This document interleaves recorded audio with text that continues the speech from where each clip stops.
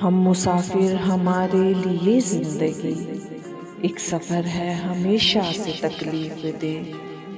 हम मुसाफिर हमारे लिए जिंदगी एक सफर है हमेशा से तकलीफ दे। कोई मंजिल कोई हम सफर भी नहीं, कोई ऐसा सहारा तसल्ली नुमा कब हमारे लिए इस कहानी में है।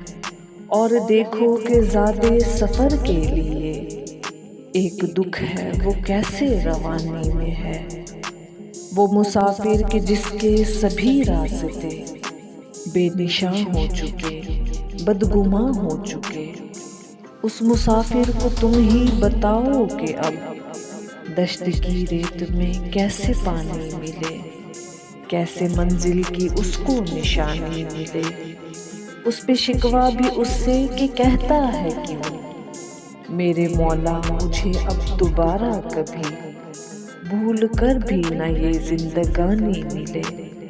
कोई किरदार फिर भी जो देना पड़े वो ज़मीनी ना हो आसमानी मिले।